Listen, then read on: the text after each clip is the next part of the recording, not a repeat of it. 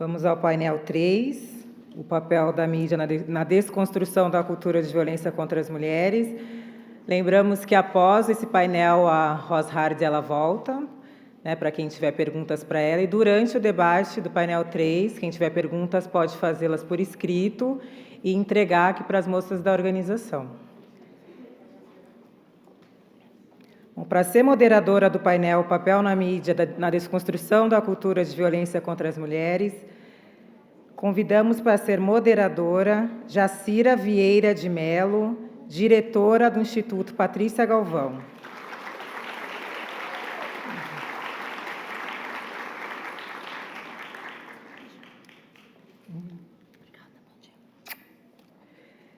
Para compor o painel, convidamos Guilherme Canella, assessor de comunicação e informação para o Mercosul e Chile da Unesco.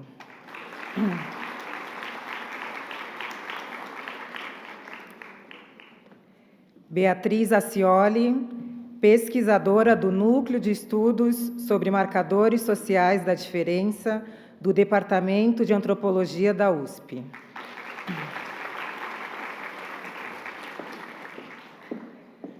E Fátima Pacheco Jordão, socióloga formada pela Universidade de São Paulo e especialista em pesquisa de opinião pública.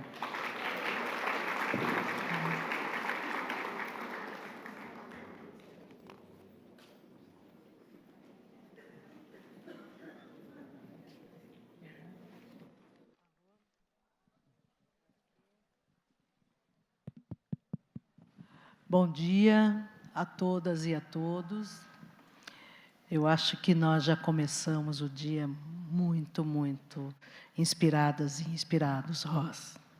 Parabéns por essa apresentação tão intensa, densa e interessante. A proposta desse painel é que nós façamos um debate, um diálogo, e como nós podemos pensar caminhos, reflexões para uma desconstrução da violência contra as mulheres na mídia e hoje também nas redes sociais. Cada convidado e cada convidada aqui na mesa tem um percurso bastante diverso, e a ideia é essa mesmo, de nós termos visões e um debate em seguida. Eu acho que, no campo, nós, do Instituto Patrícia Galvão, trabalhamos com a questão de comunicação, uma focalização mais forte na mídia jornalística, e nós temos a percepção já há muitos anos que esse debate é um debate essencial, um debate fundamental para tratarmos da cultura ou das culturas de violência contra a mulher. O impacto, a força, a penetração que os meios de comunicação têm junto à população, mas especialmente junto a meninos e meninas, garotos e garotas, formando e perpetuando um olhar de desigualdade, de diferença para menos das mulheres, é algo absolutamente importante, absolutamente essencial. E nós temos do outro lado, sejam anunciantes, sejam produtores de conteúdo, sejam proprietários de veículos, sempre querendo nos colocar um único carimbo. Vocês são mal-humoradas, nós fazemos um trabalho lúdico, dialogamos com a população, ou nos dizem muito forte, vocês querem censura. Quer dizer, estão absolutamente fechados ao diálogo. Eu diria que hoje, os meios de comunicação, os produtores de conteúdo, os anunciantes, têm uma postura dogmática, como muitos religiosos os fazem. Então, vamos começar o debate, porque eu estou aqui de moderadora. Bom dia novamente. Começamos por quem? Você, Guilherme, é o primeiro, certo? Guilherme Canella, que já foi apresentado, que atua na Unesco, Mercosul, é isso? E Chile. Muito obrigada, bem-vindo. Obrigado, bom dia a todos e a todas. É um prazer estar aqui e acho que esse painel talvez seja um dos debates mais difíceis, porque o guarda-chuva que se abre ao discutir mídia é um guarda-chuva muito amplo. E, de alguma maneira, inclusive pelo que a gente viu na palestra anterior, é razoavelmente fácil e razoavelmente inteligível, porque a gente pode rapidamente começar a tirar pedras na mídia, sobretudo num debate como esse de construção ou desconstrução da cultura de violência contra mulheres, meninas e adolescentes. Agora, o que eu peço a vocês é que tentem, ao longo dessa reflexão desse painel, pensar que este não é um debate nem fácil e nem simples de ser resolvido.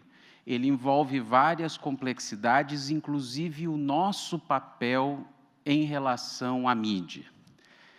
Quantos de nós já vimos uma má notícia no jornal, ou vimos uma má publicidade envolvendo questões de gênero e, de fato, utilizamos os caminhos existentes para nos queixar? Pouquíssimos e pouquíssimas. Quantos de nós fomos até o fundo nessa relação positiva ou negativa com os meios de comunicação? Então, a construção, o resultado final de qualquer produto comunicativo, ele é devido a um conjunto de fatores que tem a ver, por exemplo, no caso do jornalismo, com a relação com as fontes de informação, todas e todos vocês, com a formação do e da jornalista na escola de jornalismo, que em geral é muito ruim, enfim, um conjunto de fatores sobre os quais eu vou tentar falar muito rapidamente. Mas o exercício que eu peço a vocês, e que eu sei que não é fácil, todas as vezes que eu vou falar em vários países com públicos semelhantes, e quando tenho mais tempo, peço para as pessoas escreverem a primeira palavra que vem à mente quando o debate é mídia e direitos humanos, ou mídia e direitos das mulheres, ou mídia e direitos das crianças. A primeira palavra que vem à mente quando a plateia não é formada de jornalistas ou comunicadores são palavras negativas. E isso é muito ruim para a democracia. Que todos, sem exceção, pensemos em palavras negativas é ruim. E é evidente que a mídia tem a sua parcela de responsabilidade, porque é assim, porque a primeira palavra que vem à nossa mente é uma palavra negativa. Mas não nos enganemos, é ruim que seja assim, e é esse cenário que nós precisamos mudar. Então, enfim, como eu tenho 10 minutos, e um pouco que eu vou roubar já, porque ela não usou os 10 minutos dela, eu vou tentar fazer uma lista de supermercado aqui de coisas que são importantes a gente pensar, mas eu não vou poder me aprofundar em nenhuma delas agora, mas com todo prazer, depois, no debate, sintam-se à vontade da gente se aprofundar em algumas. Mas eu queria começar com uma citação que vem de um estudo da Annabelle Sreberin, que fez uma relação entre mulheres e mídia, e ela começa dizendo o seguinte: quando o regime talibã exitosamente capturou Cabul, em setembro de 1996, eles imediatamente fizeram duas coisas. Barraram as mulheres de qualquer participação na esfera pública e baniram a mídia, a televisão, a imprensa, etc. O controle sobre esses dois elementos, diz ela, mulheres e mídia, estavam no coração do regime talibã. É interessante notar que o estado de desenvolvimento desses dois direitos, né, o direito à comunicação, à mídia, e o direito às mulheres de participação na esfera pública, estão no centro do entendimento de democracias consolidadas e valorizadas. Então, primeira mensagem, a gente precisa de mais liberdade de expressão e não menos. Agora, o que significa mais liberdade de expressão? Significa ter o direito e a pluralidade de vozes para combater esse tipo de discurso que a gente viu na sessão anterior, na palestra anterior. O caminho de restrições, que muitas delas são aceitas pelos padrões internacionais, é um caminho possível, mas bastante perigoso. Em geral, há um certo cavalo de Troia de, em nome dos direitos da criança, em nome de outros direitos, restringir a mídia, mas não com o interesse de proteger esses direitos, com interesses mais complicados. Vejam o que estão acontecendo em vários países do mundo, e a censura nunca vem dizendo eu quero censurar porque eu quero limitar os direitos políticos. A censura sempre vem com uma coisa bonita, queremos proteger os direitos de A, B ou C, e por isso censuramos. Repito, isso não quer dizer que qualquer regulação seja censura e não quer dizer que as regulações não sejam necessárias, mas o debate é muito mais complexo e perigoso do que parece. Vários regimes autoritários, nesse exato momento, estão censurando os jornalistas no mundo inteiro em nome de mulheres, de crianças e etc. De maneira equivocada, falsa e hipócrita. Mas nós temos que tomar muito cuidado com esse caminho ao desenvolver regulações para essa área. Então, a minha lista de supermercado, dado esses recados. É claro que não tem como discutir as causas, que são várias, como já foi dito aqui ao longo desse dia e meio, da violência contra mulheres ou contra outros grupos, sem discutir as instituições socializantes da sociedade. E, evidentemente, que nesse momento, 15 anos do século XXI, a mídia ocupa um espaço central nesse processo de socialização e já o ocupa há muitos anos. A primeira regulação sueca para proteger direitos da criança e do adolescente em relação à mídia é de 1911, para vocês terem uma ideia. No cinema nascente, eles já estabeleceram um primeiro conjunto de regulações. Então, não dá para fazer essa discussão, mas o que é discutir a mídia? Do que nós estamos falando? Nós estamos falando de imprensa, de jornalismo, nós estamos falando de entretenimento, e de entretenimento nós estamos falando de televisão ou de games? Nós estamos falando de cinema ou de rádio? Nós estamos falando de publicidade? Quando a gente faz esse debate abstrato, a mídia é assim, nós estamos absolutamente equivocados, porque o que é a mídia? Do que nós estamos falando quando nós estamos falando de mídia? Nós estamos falando da perspectiva do The Guardian, do Le Monde, ou da The Economist, que são coisas absolutamente diferentes do ponto de vista do tratamento que eles fazem dessas e outras questões.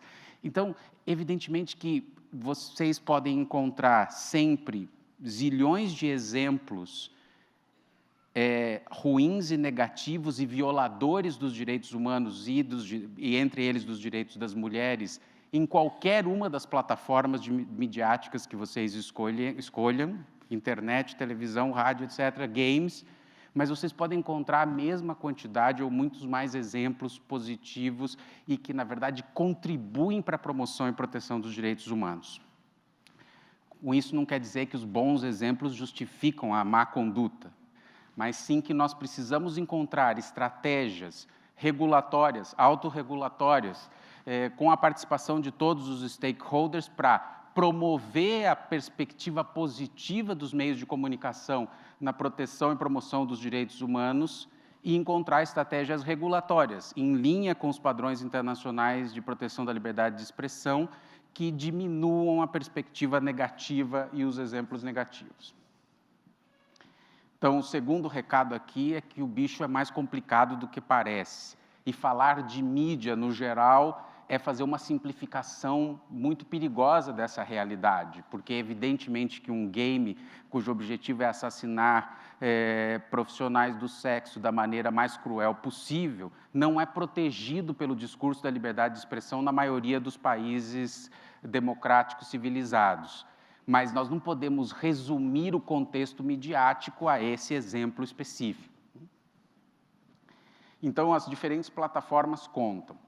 Agora, meu tempo está esgotado agora porque eu peguei o seu pedaço. Eu não sei quanto tempo eu falo. Tu me avisa? Ok. Depois, dentro dessas mesmas plataformas, não é o mesmo discutir, por exemplo, mídia pública, mídia comunitária e mídia privada.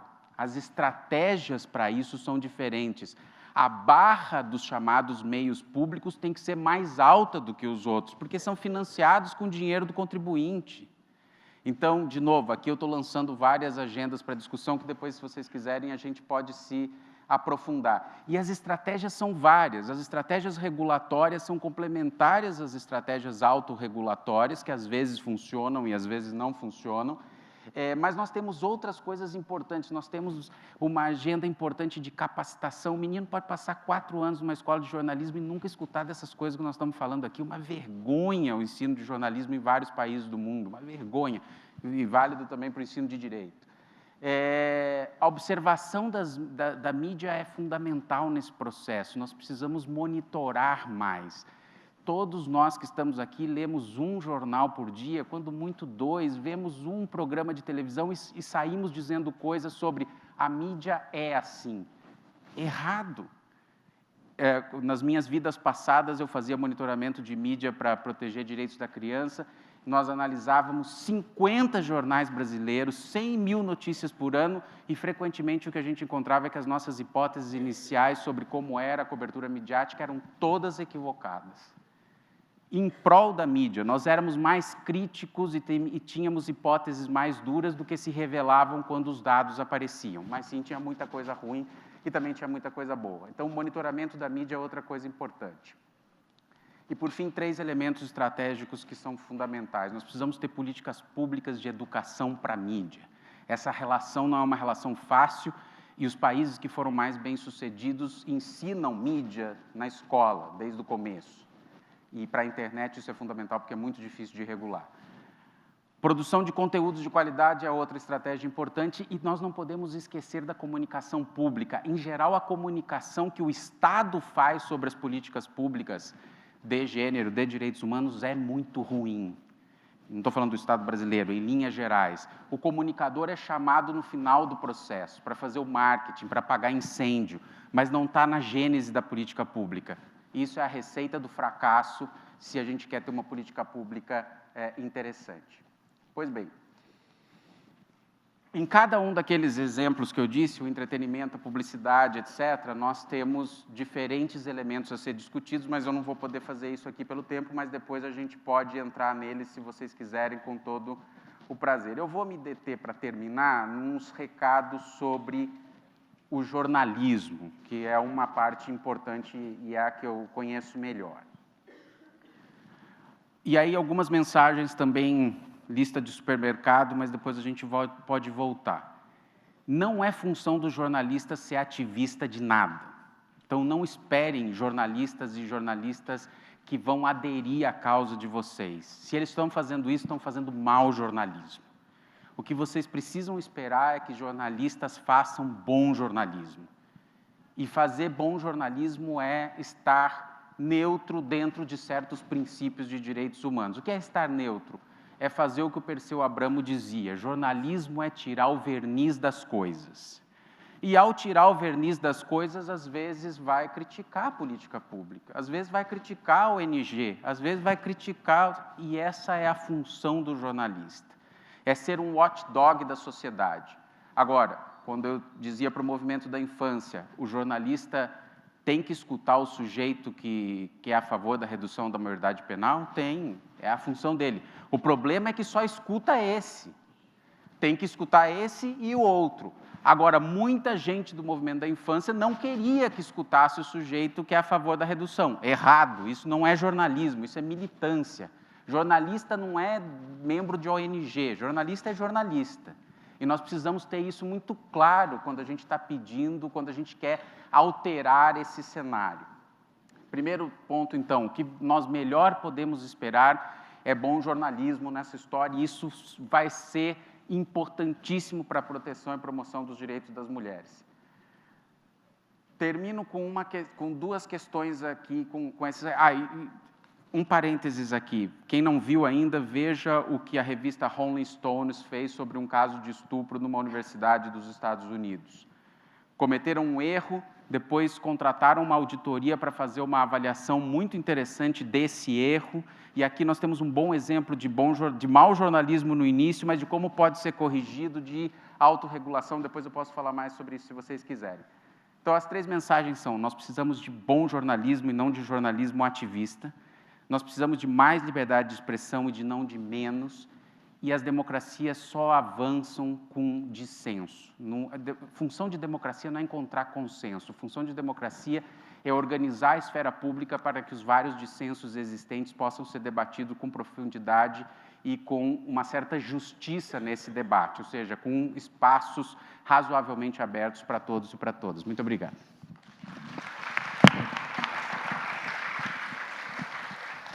Obrigada, Guilherme Canella. Depois eu vou dar 2, 3 minutinhos para a Bia também. Beatriz Acioli, estudiosa de gênero, violência e internet. Hoje faz um mestrado na Universidade de São Paulo. Doutorado, desculpe, acabou o mestrado sobre violência contra mulheres há pouco e faz um doutorado na Universidade de São Paulo, focalizando esse tema que é da maior importância. Com você, Beatriz. Oi, bom dia a todas e todos. Eu queria, na verdade, começar com uma anedota. Eu sou bastante anedótica, para quem me conhece. Ontem eu fui num chá de bebê de uma amiga que espera uma menina, a Ana Luísa. E entre as convenções de chá de bebê, de levar presente, né, eu levei eu coloquei a mão na barriga da minha amiga e falei assim: Ana Luísa, na verdade, eu acho que o meu maior presente para você é lutar para que você cresça no mundo melhor do que eu e das gerações passadas, porque vem aí mais uma mulher para enfrentar essas barreiras, toda essa dificuldade. Então, eu vou dedicar essa minha fala a ela que não nasceu, mas herdará a nossa luta e com certeza continuará adiante. Eu quero congratular a iniciativa, antes de mais nada, né, todo mundo que tornou possível esse evento, especialmente o Instituto Vladimir Herzog e o Instituto Patrícia Galvão, que é meu parceiro há anos, né? E, na verdade, agradecer até a existência do Patrícia Galvão, a sua ação e a produção de conhecimento e engajamento de vocês, que torna a vida das mulheres brasileiras mais justa na medida do que a gente consegue fazer. Né? Eu quero cumprimentar a moderadora Jacira, para mim é Jajá, e os meus panelistas, companheiros, a companheira Fátima e o Guilherme. É uma honra estar aqui entre vocês. Né? Me chamaram para falar de mídia na desconstrução da cultura da violência contra as mulheres, e eu vou falar de uma mídia específica, que é relativamente nova, tem trazido muitas reflexões e dificuldades, né, para as feministas, para profissionais de justiça e para mulheres em geral, que é a internet. Sobretudo, o que a gente costuma chamar de Web 2.0, que é essa internet mais recente, em que todo mundo consegue produzir conteúdo.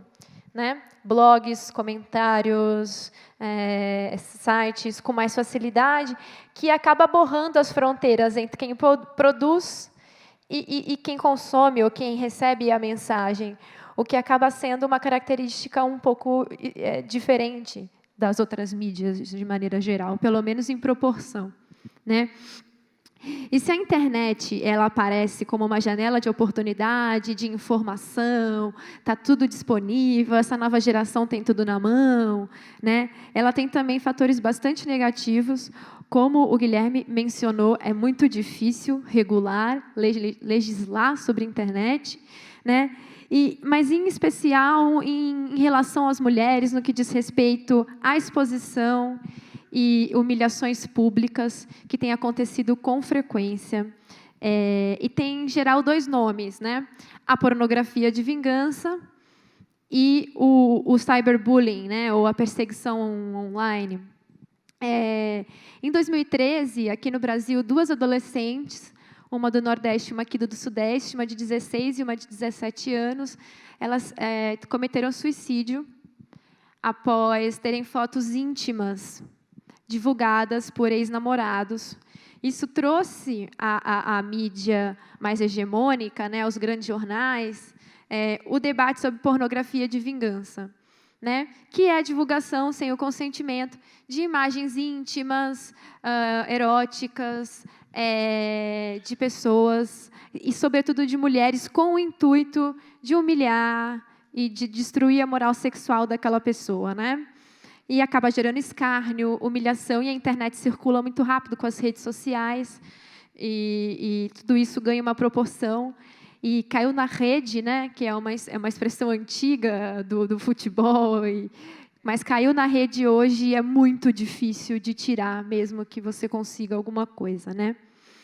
E no mestrado, que eu pesquisei Lei Maria da Penha e trabalho policial, eu via mulheres chegando às delegacias das mulheres, pedindo para registrar BOs o meu ex-marido, o meu ex-companheiro, o meu ex-namorado, o meu ex-paquera, está ameaçando divulgar minhas fotos que eu mandei para ele, né? E as policiais ali sem saber o que fazer, sem uma tipificação criminal, porque isso tem sido tratado na justiça brasileira pela figura do dano moral, que é da responsabilidade civil, né? Ou pela difamação, que na escala do nosso Código Penal ela é consideravelmente mais branda, né? E então houve duas grandes iniciativas no nosso legislativo, uma veio do ex-deputado do Romário, que era jogador de futebol, curiosamente, que propôs um projeto de lei para transformar a pornografia de vingança em crime, e depois o deputado João Arruda, que propôs uma modificação na Lei Maria da Penha, que hoje é o PL 5.550, que ainda está em trâmite na Câmara, eu acompanho ele todo dia. Então, se vocês não sabiam, tem um negócio lá, acompanhe projetos de lei. Você recebe e-mail toda semana dizendo onde está o seu projeto de lei, que é para unir a Lei Maria da Penha, né, que foi criada para prevenir, coibir e punir a violência doméstica e familiar contra as mulheres, colocar a divulgação de conteúdos íntimos, né, com o intuito de humilhação, como uma das funções da Lei Maria da Penha. Isso tem vários problemas, a gente pode discutir no debate, é uma boa pergunta, né? Mas, segundo a ONG SaferNet, que é a ONG que monitora denúncias de violência na internet, de 2012 para 2013, né, dobrou o número de denúncias de divulgação indevida de material íntimo e material erótico das pessoas, né? E aí começaram a proliferar na mídia impressa, na televisão, casos e casos de pessoas que passaram por essa situação, né? E a internet tem esse certo vácuo jurídico. O Brasil tem caminhado. Ano passado foi aprovado o Marco Civil da Internet, que tem alguns efeitos sobre os provedores, né, os sites que publicam isso. A gente teve a Lei Carolina Dickmann, em 2012, que é uma atriz que teve suas fotos roubadas do computador, mas ela não serve, ou tem sido muito pouco aplicada no caso de pornografia de vingança. Mas, na verdade, a reflexão é: por que vingança, né? Por que a imagem íntima de uma mulher, uma imagem erótica de uma mulher, por que ela traz tantas consequências negativas para a vida de alguém? Essa que é a pergunta que a gente tem que se fazer, né? Porque, na verdade, ela diz muito sobre gênero e sexualidade, né? E sobre o que a gente pensa que homens e mulheres são e quem eles devem ser, né? E a categoria gênero que a gente utiliza, né, mostra justamente a variabilidade, né, ou, portanto, o caráter cultural e social, né, das construções sobre feminilidade e masculinidade, né? Se varia tanto, se a gente comparar, né, culturas, momentos históricos, classes sociais, etnias, né? Se varia tanto, então, digo como antropóloga, né, não pode ser totalmente determinado pelo aparato biológico. Nosso aparato biológico tem muitas mulheres, né? Mulheres negras, mulheres lésbicas, mulheres trans, mulheres de outras nacionalidades, de outras religiões, enfim. Mas tem uma certa norma, né? O gênero é como a gente pensa que deve ser o feminino. E eu falo norma porque, se a gente parar para pensar, ninguém corresponde exatamente à norma, né? A gente sabe dizer o que é feminino, mas a gente sempre conhece a exceção, né? Mas a gente sabe dizer a norma. E a sexualidade, que não é a mesma coisa que gênero, né? Sexualidade é uma categoria que a gente tem usado para falar de por quem você sente desejo, né? Com quem você quer se relacionar, né? Ela também, é construída a partir de um aprendizado sociocultural, ela também varia muito e ela também é uma norma, em geral, heteronormativa, né? A ideia de que um homem tem que sentir desejo por uma mulher tem que sentir desejo por homem, né? Então, sexo, gênero e sexualidade, elas estão imbricadas nessa discussão sobre a violência na internet contra as mulheres. Elas vão contra as normas de gênero e sexualidade que a gente tem. A gente associa o feminino, né, na norma, ao recato, à privacidade, né? A não exercício da sexualidade de forma pública ou explícita. É a mulher que tem que dizer não e impor os limites. Muitas vezes é a mulher que tem que controlar a sexualidade do homem, incontrolável, né? Então, a mulher é o freio, né?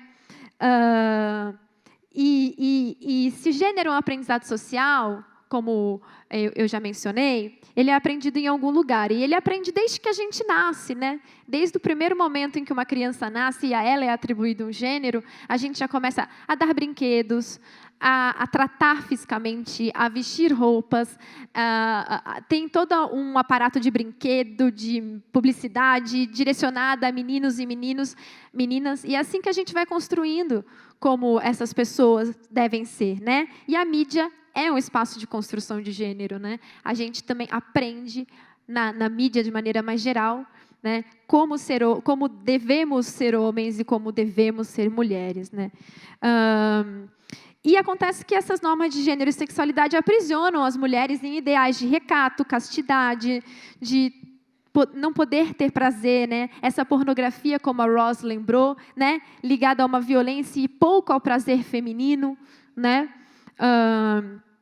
E eu gosto de lembrar o caso de um desembargador mineiro que, julgando um caso de pornografia de vingança, que o juiz tinha decidido a favor da vítima uma indenização de R$100 mil, e aí foi para a segunda instância, e esse desembargador mineiro falou, olha, concordo que houve dano, concordo que deva haver reparação, mas eu vou baixar de 100 mil para R$5 mil, porque uma pessoa, como indenizar moralmente alguém que já não tem moral, né?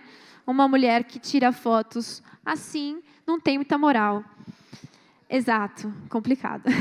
Então, eu gostaria de reforçar a questão, você falou do ensino do jornalismo, pensar o ensino dos nossos profissionais de direito também. Tem muita gente lutando, mas também tem muita gente jogando contra. E aí eu vou terminar só com um contraponto, né? Eu dei o problema de uma maneira muito rápida, mas também tem uma coisa interessante. A internet, se ela tem servido para propagar violência, ela também tem servido para combater, né, o papel das blogueiras feministas, o papel dessa nova geração de militantes, de meninas muito jovens que vêm me procurar, vertentes do feminismo, que aprendem com os blogs, que aprendem com alguns outros sites não hegemônicos, né, que vêm se politizando, que vêm construindo a categoria de pornografia de vingança, que vem lutando de maneira muito engajada, muito corajosa. Então, a internet abre o espaço para a própria resistência, o poder abre o espaço para a própria resistência. E o que a gente precisa, né, além das leis e da regulamentação, né, é essa educação de gênero, é uma mudança atitudinal, uma educação de gênero que pense diferenças, e o sexo não como um destino, o gênero não como um destino inescapável, mas como várias possibilidades, e que transforme diferença em diversidade, pluralidade, e não desigualdade, opressão e violência. É isso, obrigada.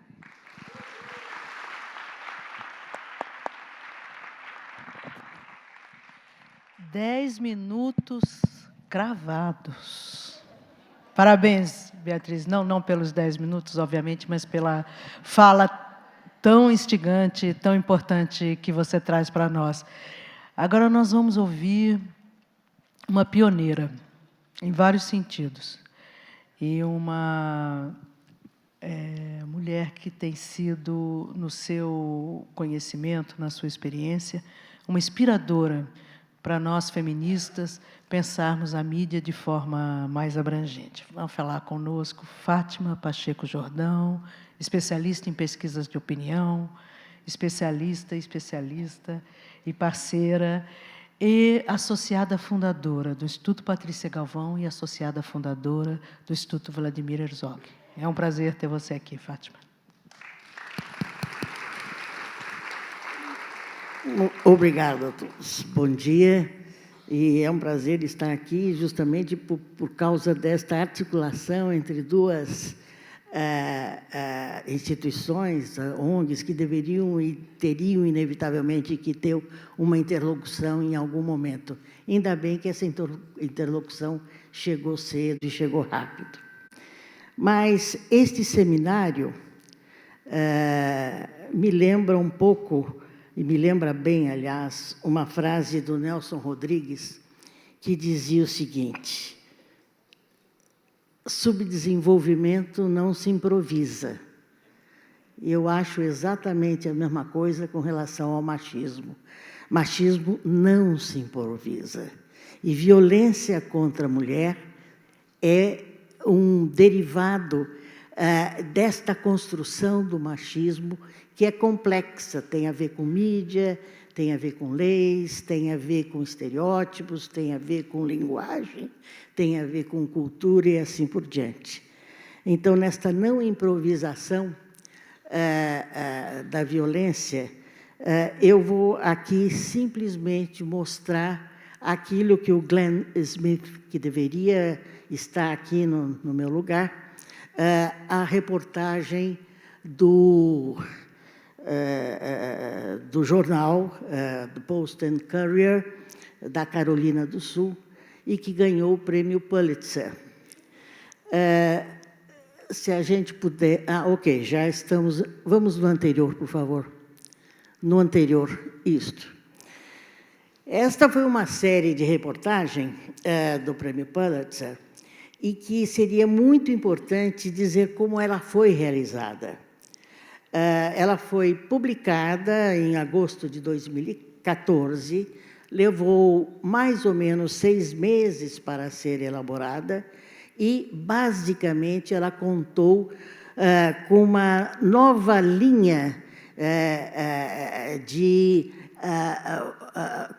formação, de realização de conteúdos de mídia. Ok, obrigado. Para onde eu aponto aqui? Bom, eu vejo depois.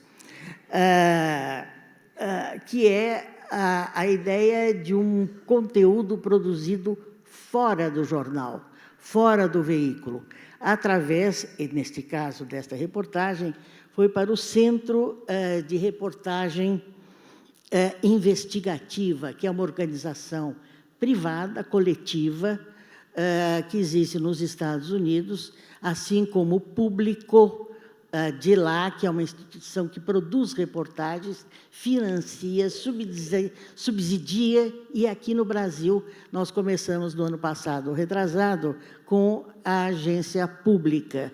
É uma agência também privada, de um coletivo de jornalistas que se propõem a produzir reportagens com este fôlego. A própria imprensa está muito clara, vê com muita clareza que ela já não tem fôlego para fazer isto que nós vamos ver, e isto que nós vamos procurar fazer, e isso que nós temos que ir atrás dos meios de comunicação para que seja produzido. Esta reportagem foi feita por 4 repórteres, com o subsídio deste centro investigativo. Semana que vem, vamos ter aqui em São Paulo a reunião anual da ABRAGE, Associação Brasileira do Jornalismo Investigativo, que é a organização de jornalistas que está indo atrás desta estratégia para que o jornalismo não perca o fôlego diante da internet, de um jornalismo em profundidade, investigativo, etc. Bom, por que Carolina do Sul? Por que Charleston, uma cidade pequena, de um estado relativamente pequeno, fez uma matéria desse tipo? Lá em Carolina do Sul, é o campo onde mais mulheres morrem por violência, assassinadas por parceiros, e foram assassinadas 300 mulheres em uma década.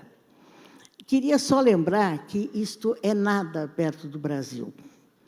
Ontem, a ministra Eleonora Menecute falou que, de 2001 a 2011, foram mortas no Brasil 5.654 mulheres, 15 vezes mais do que Carolina do Sul. Isso representa praticamente uma morte a cada hora e meia, um assassinato, um agravo desse tipo, 1h30. Se a gente pensar nesse seminário, enquanto nós estamos aqui discutindo essa questão tão importante, vocês vão ver, a gente pode fazer um cálculo, obviamente, estimativo, que 72 mulheres brasileiras morreram nessas últimas 48 horas. Ou seja, nós estamos trabalhando e nós estamos discutindo um problema muito, muito mais agudo do que Carolina do Norte, que é o estado mais criminoso dos Estados Unidos, criminoso contra as mulheres, e, portanto, este seminário aqui é da maior importância.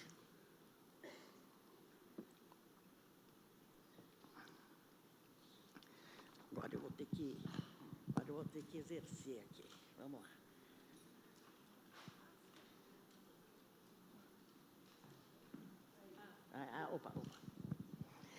lá. Esta é a capa das 7 matérias publicadas.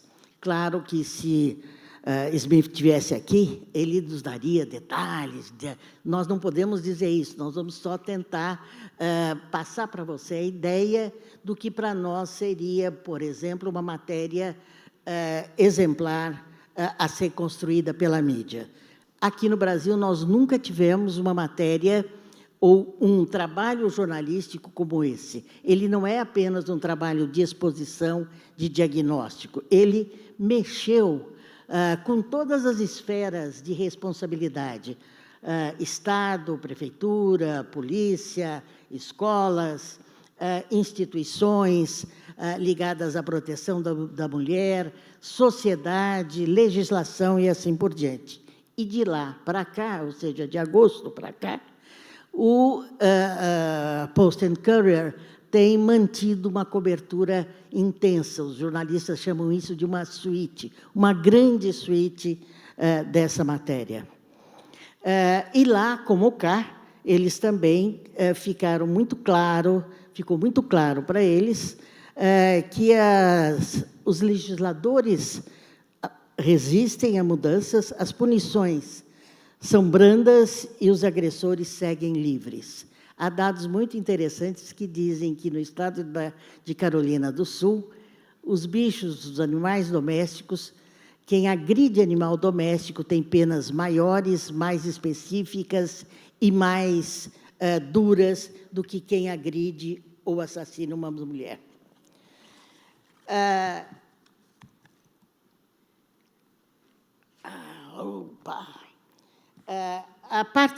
O segundo capítulo foca o legislativo da Carolina do Sul, as leis, etc.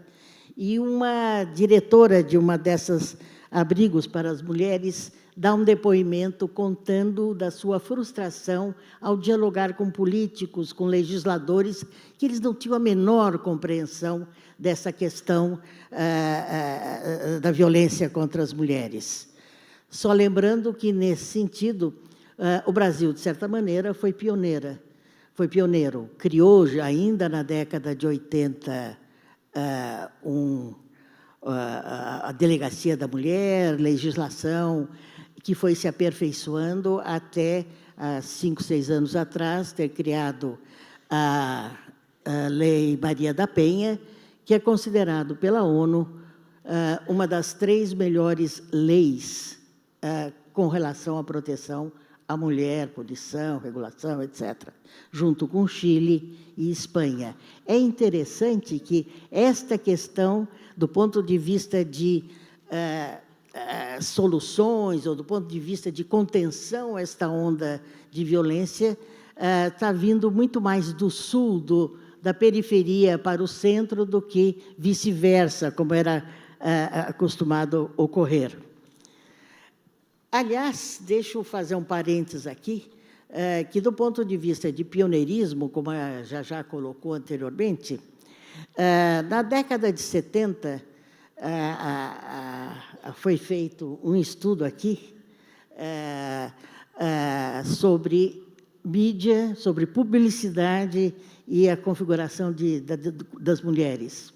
Nós temos aqui no Brasil, estou falando quase que falando com a nossa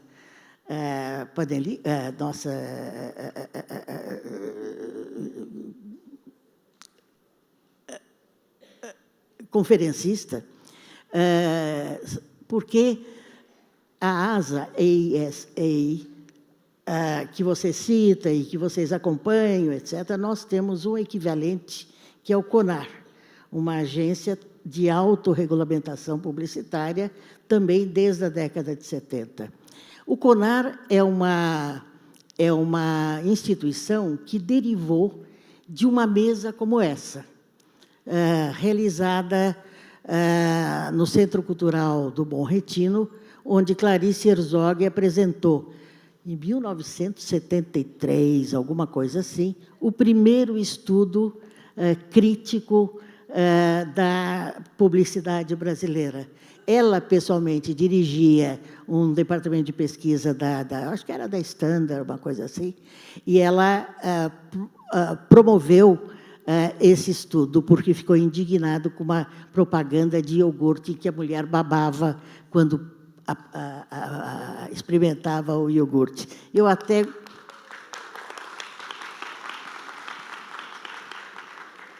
Eu estou com o tempo esgotado, mas vou rapidamente, então, terminar descrevendo... Bom, pulei um aí, eu já... Podia voltar um pouquinho, só que eu rapidamente vou passar por elas. Ajuda aqui, pronto. Olha,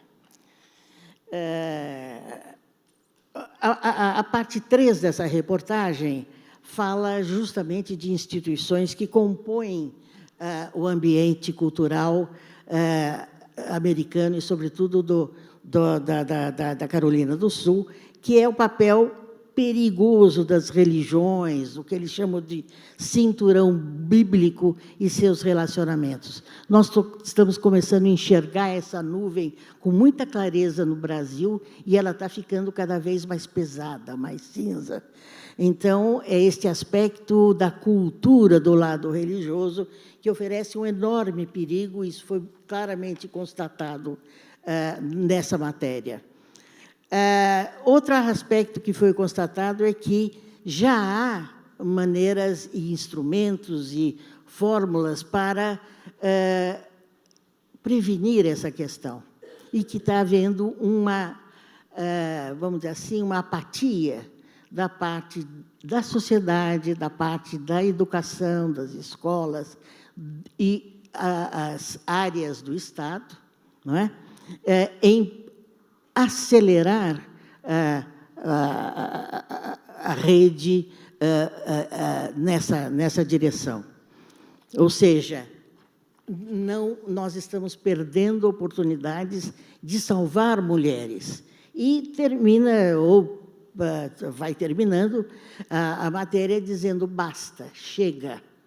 Enough is enough, quer dizer, não dá mais para protelar, para adiar, para reclamar, para diagnosticar.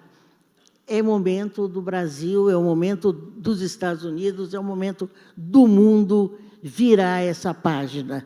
E eu acho que a atitude da ONU, mulher, em trabalhar com essa campanha no mundo inteiro, que o Brasil vai sediar, é a USP quem vai sediar esse polo internacional, é muito importante no sentido de oferecer uma virada. E eu sugiro fortemente que vocês acessem este trabalho no site da Pulitzer, que leva a cada uma das reportagens e termina oferecendo, problematizando e oferecendo algumas soluções. Este seminário vai fazer o mesmo. Vai ter um documento que vai propor caminhos, vai, de certa maneira, gritar basta.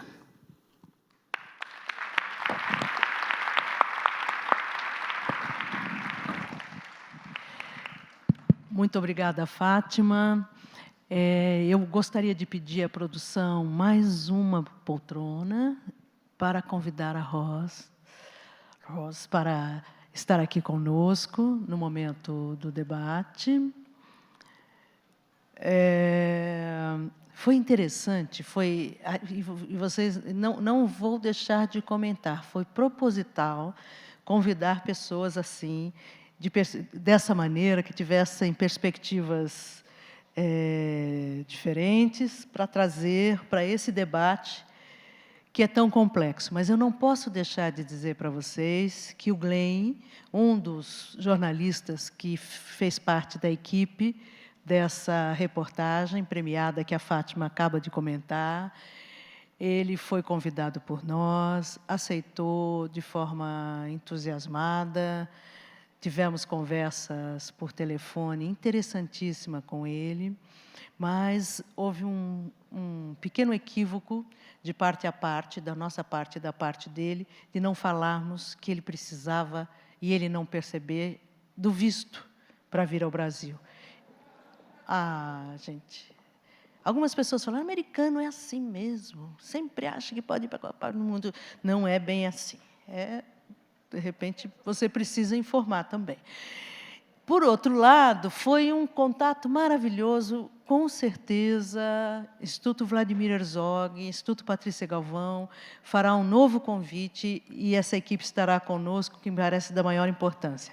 Mas eu vou começar, para a gente ganhar tempo, porque nós estamos aqui para ganhar tempo. O seguinte, eu vou começar com a Ros.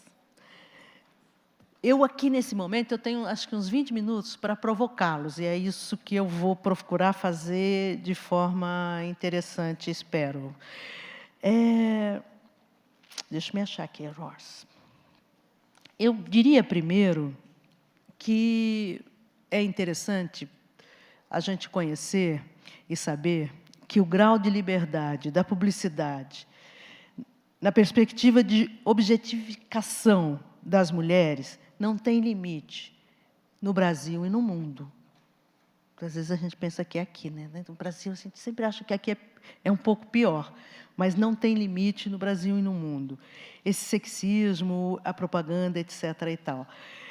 E aí, eu sempre, quando debato o tema da publicidade, principalmente da propaganda, já às vezes dialogando com promotores, promotoras, juízes, em ambiente amplo como esse, eu sempre trago a seguinte questão.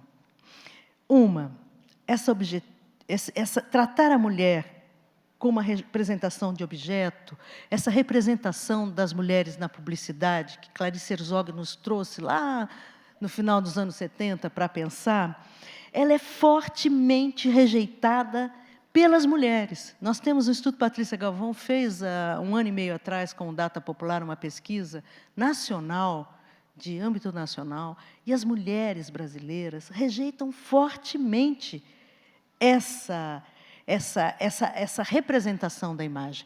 Agências internacionais de publicidade também já fizeram pesquisas com vários países super desenvolvidos, médios, tal. É a mesma história, quer dizer, tem uma rejeição muito forte.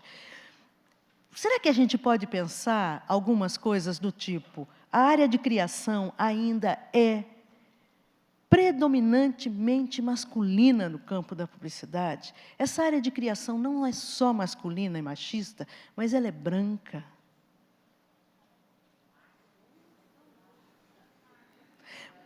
Ela é branca. é masculina e branca. Formada por homens dos estratos mais avantajados das sociedades. Não quero tomar o tempo, eu queria um pouco essa reflexão também ali na entranha da publicidade, porque no Brasil é assim. Nós temos, na área de pesquisa, aliás, é formada por mulheres, na sua maioria sociólogas, psicólogas, bastante equipadas, e elas dizem, a área de criação não houve. E nós, que conhecemos um pouco a área de criação, sabemos que no Brasil, pelo menos, esse é um perfil. É um perfil branco, masculino, eurocêntrico e de alta sociedade.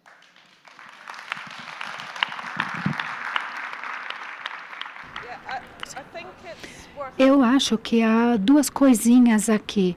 É preciso pensar em quem controla a mídia, quem controla a área publicitária e as mensagens que eles tentam divulgar para nós. Vamos começar com isso. Pelo menos no curto prazo, vamos falar sobre o que precisa acontecer. As vozes das mulheres devem ser ouvidas. É preciso trabalhar com isso nas agências publicitárias. Mas vale a pena pensarmos em regulamentações mais sólidas, mas como consumidoras também podemos usar o nosso poder econômico de consumidoras para ganhar força. Eu acho que houve algum projeto na África do Sul, onde havia o apartheid, por exemplo.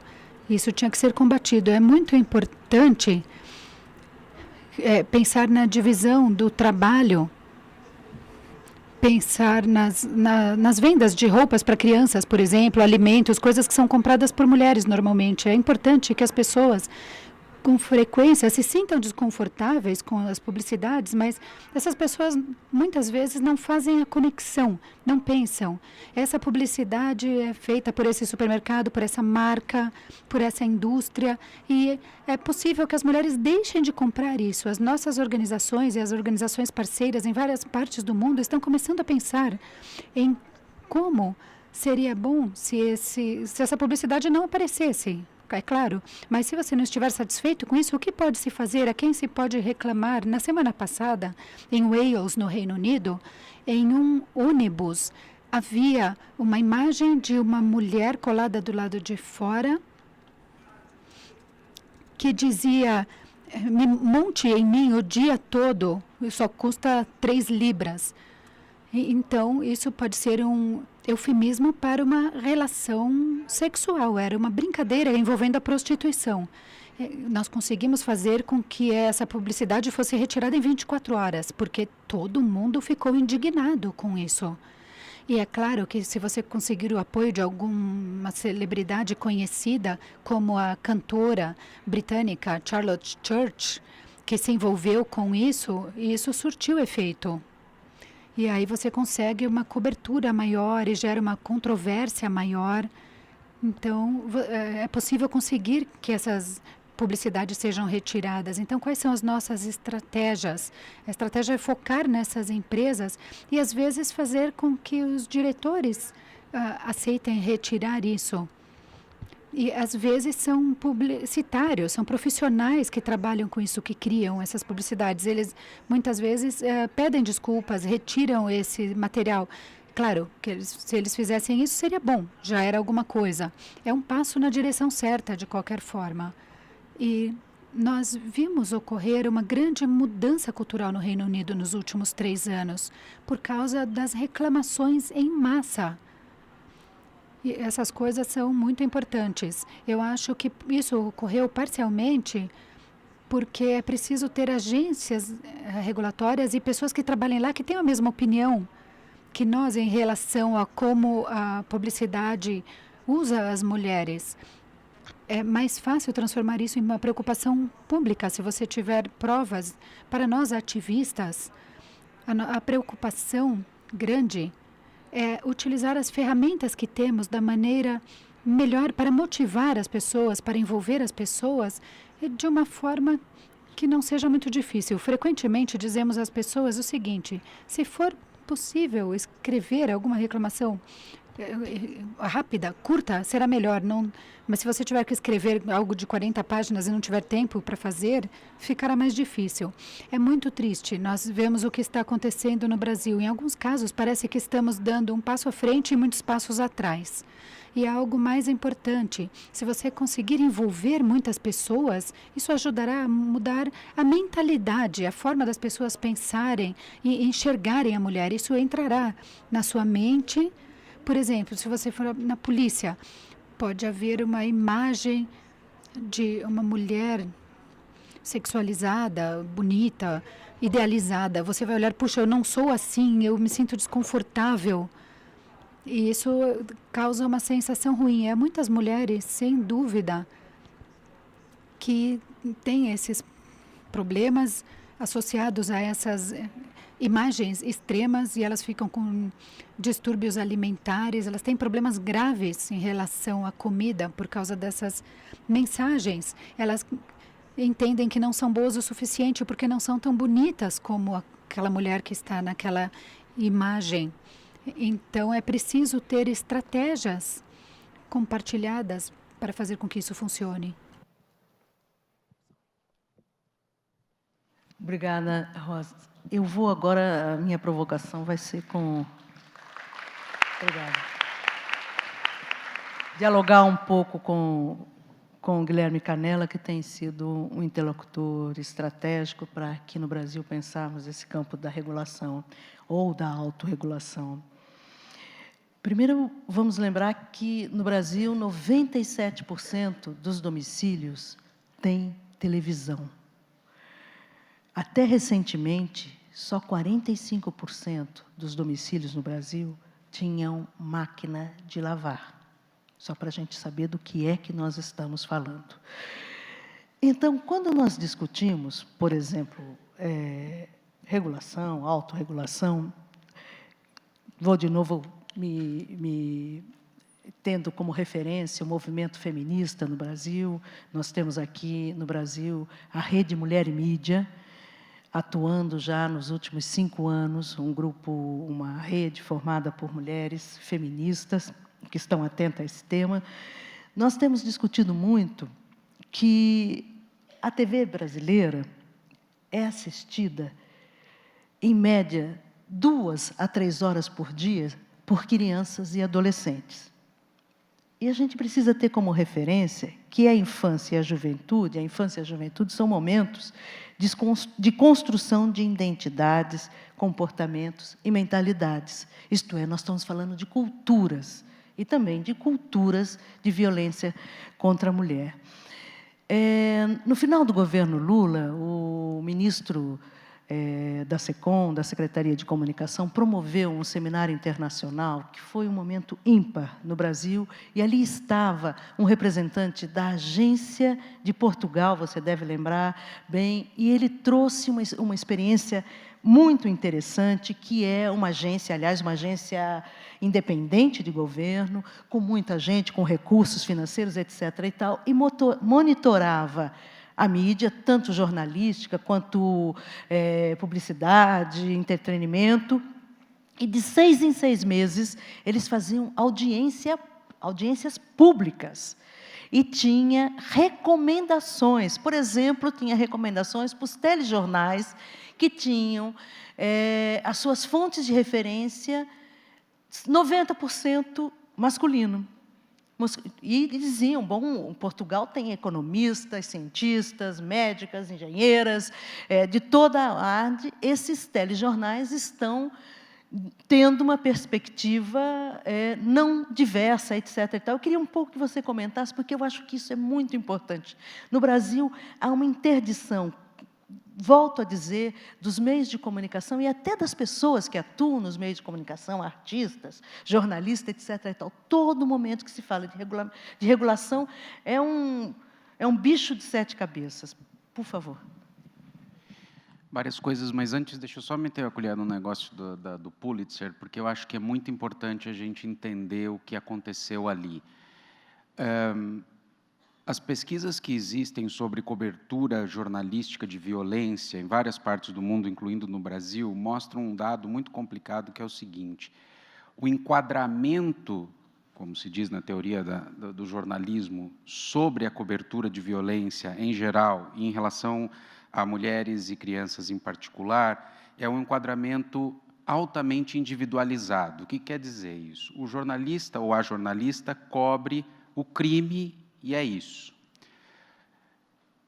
Ainda que fosse a cobertura mais politicamente correta, no sentido de não falar menor, falar adolescente, que não fala crime passional, tudo que vocês queiram de deixar a coisa bonitinha, não ia mudar nada. Porque o segredo dessa matéria é que ele associa a discussão dos crimes a uma discussão de política pública. E isso é o que não acontece na nossa cobertura de violência. Então, a gente tem que ir mais além do pedido de que façam uma cobertura politicamente correta. Isso está bom, é importante, mas é mais importante que se mude o enquadramento de uma cobertura individualizada para uma cobertura de política pública.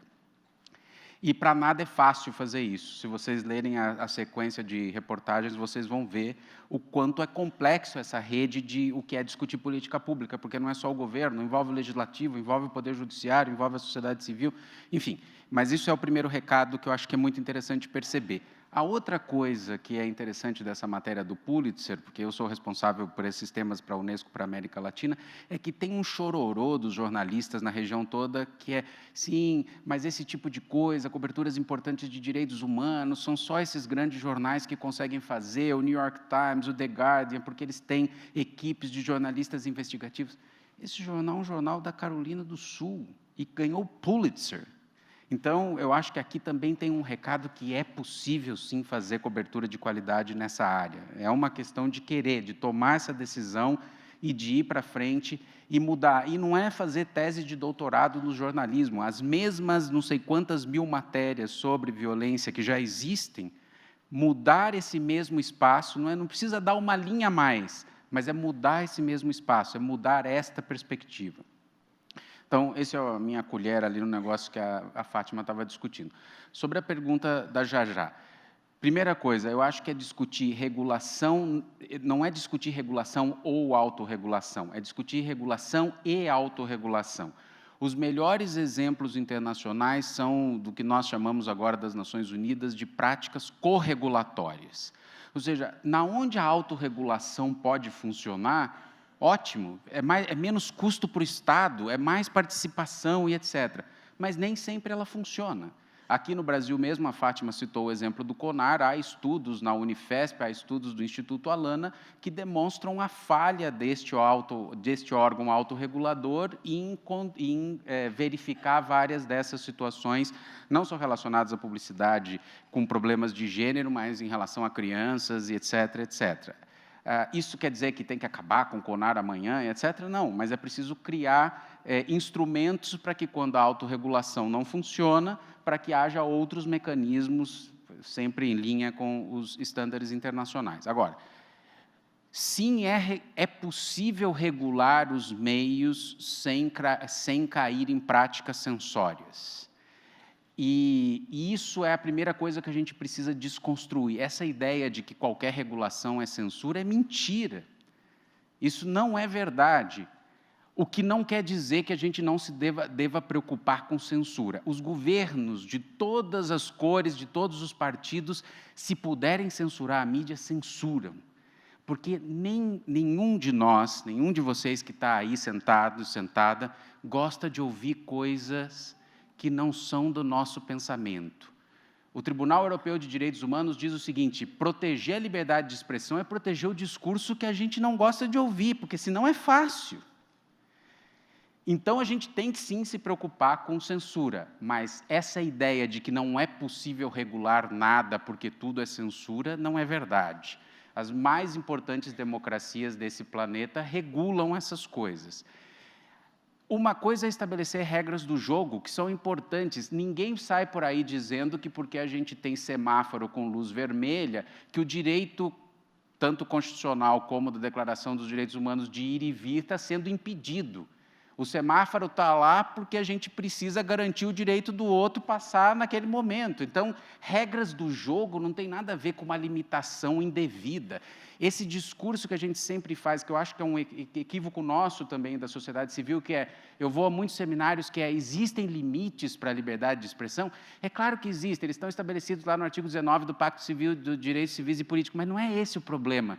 Não é discutir pelo lado da patologia, é estabelecer as regras do jogo, que não são para limitar, são para ter mais liberdade de expressão, mas não só para a mídia, para todo mundo. E esse é o nosso objetivo e é por aí que a gente tem que caminhar. Agora, muitos países regulam também, era o exemplo da Jajá, como faz Portugal e faz a Suécia, elementos do jornalismo. Eu tenho a impressão que esse debate é meio perigoso. Eu acho que as regras de regulação que ajudam muito são as regras que ajudam a aumentar a pluralidade dos meios. Quanto mais meios a gente tiver, mais possibilidades nós vamos ter de desconstruir os discursos que são discursos raros e etc. E, lembrando, por isso que é importante fazer a diferenciação. Uma coisa é discutir televisão, que é um recurso público finito, o espectro eletromagnético é de propriedade do Estado, e aí cabem um conjunto de regulações que depois, se vocês quiserem, a gente pode discutir. Outra coisa, por exemplo, é discutir mídia impressa. Ninguém espera que o Observatório Romano vai fazer determinadas discussões, e não tem que fazer mesmo, é um jornal específico de uma determinada corrente. Agora, um canal de televisão financiado, e cujo espectro eletromagnético é de propriedade de todos, não pode seguir a mesma estrutura do Observatório Romano. Por isso que a gente precisa diferenciar essa bolsa quando a gente chama todas essas coisas de mídia. As estratégias regulatórias são diferentes, as estratégias autorregulatórias são diferentes. Para terminar, acho que a observação os dados são muito importantes. Quando a ANDI começou a observar os direitos da criança na mídia, em 1996, o primeiro ano de dados concretos, nós tínhamos 10 mil matérias sobre crianças e adolescentes em 50 jornais monitorados. 10 anos depois, em 2006, havia 150 mil matérias sobre crianças e adolescentes, mais ou menos nesses mesmos 50 jornais. E isso foi fruto de uma aliança estratégica dos movimentos da infância com a mídia, no sentido de dizer exatamente isso, nós precisamos de bom jornalismo sobre infância. E esse recado, de alguma maneira, foi ouvido. É claro que é muito mais fácil fazer a discussão no lado da infância do que no lado do movimento das mulheres, mas é importante em todo mundo aprender com a estratégia do movimento da infância, que foi muito exitosa, não só no Brasil, em vários países.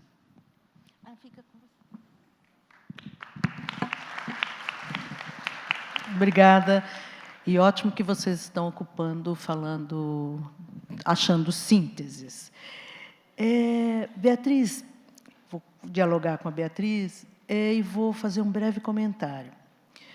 Primeiro, se nós olharmos no Brasil recente, nós temos algumas campanhas desencadeadas, Chega de Fio-Fio, que foi trabalhada e mobilizada por uma mulher, Não Mereço Ser Estuprada, com grande impacto nas redes sociais, mas também com uma visibilidade importante na mídia tradicional, isto é, jornais, rádios e TVs. E aí eu vou fazer um comentário aqui, que hoje eu chequei com as jornalistas do Instituto Patrícia Galvão. Por que é que essas campanhas ainda não mobilizaram os homens, garotos, rapazes, etc. Porque as campanhas que nós temos nos últimos tempos na internet, contrária à cultura da violência, a gente ainda não encontrou uma parceria forte com os homens. E hoje, comentando, quando estava começando esse espaço com Canela e eu comentamos, olhando o nosso auditório, não só de ontem, as pessoas que estão aqui participando, mas hoje também, por que é que esse debate, mesmo colocado dessa forma, a cultura da violência contra as mulheres, mobiliza tão pouco ainda jovens, homens, rapazes, mesmo da área acadêmica ou de serviços, etc., etc. Eu acho que vale uma reflexão para nós também. Agora, o que eu quero comentar com você mais diretamente, Bia, é essa história que você nos trouxe, o gênero. Quando esse jovem, esse homem, não importa a idade, pratica a vingança virtual, a sua vingança virtual não tem tido na sociedade brasileira uma reprovação. A primeira reprovação é porque essa jovem deixou-se filmar numa relação tão íntima, praticando sexo com seu namorado. Bem feito. É muito parecida com o que no Instituto Patrícia Galvão chega, jornalistas, 8 de março, 25 de novembro, e eles sempre nos perguntam, eles começam a entrevista dizendo por que é que as mulheres ficam tanto tempo em relações violentas. Quer dizer, essa culpabilização, esse lugar moral dos homens e das mulheres tem hoje uma expressão muito forte nas redes sociais. Quer dizer, temos outros meios, outros jovens, gente aí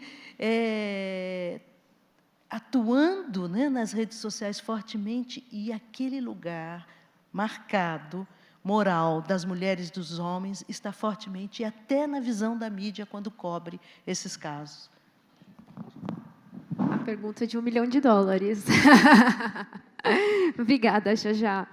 Bom, eu vou por partes, né? Vamos lá. Começando com essas campanhas, o Chega de Fio-Fio, que foi iniciativa do blog Think Olga, né?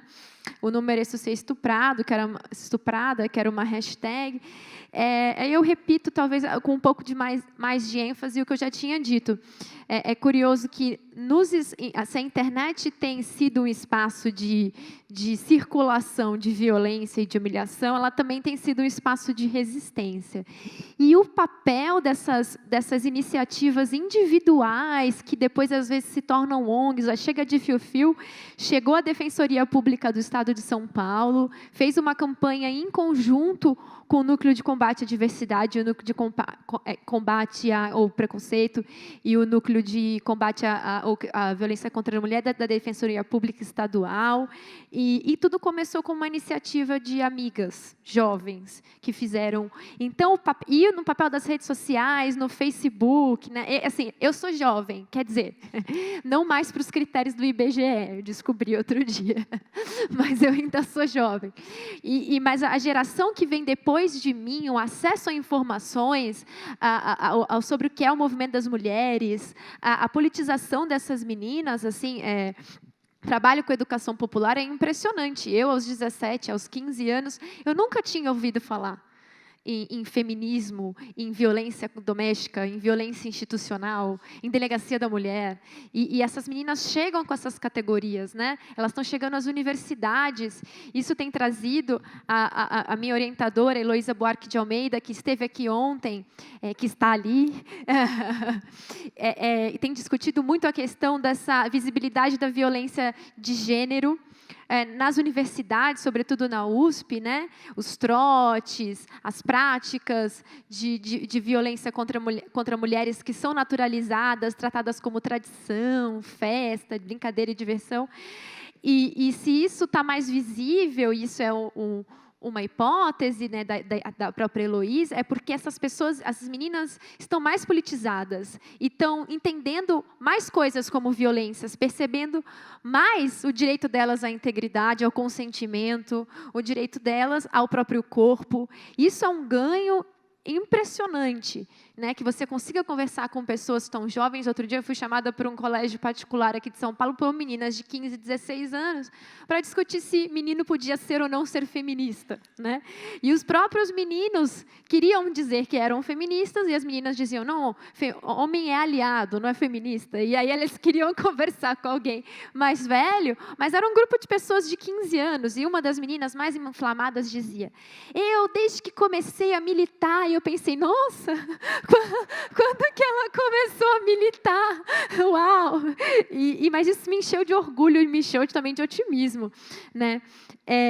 Então, as redes sociais, mais do que as mídias tradicionais, elas têm esse papel, esse potencial, na verdade, não papel, o potencial subversivo de resistência, de empoderamento, das mulheres se unirem em redes. Eu estou em vários grupos no Facebook de mulheres unidas contra tal coisa, onde meninas contam. Eu cheguei essa semana a acompanhar uma moça que teve o celular roubado e ela foi chantageada pela pessoa que roubou o celular. Falou, olha, tem fotos suas de biquíni, se você não me pagar tanto, eu vou mandar para toda a sua lista de e-mail.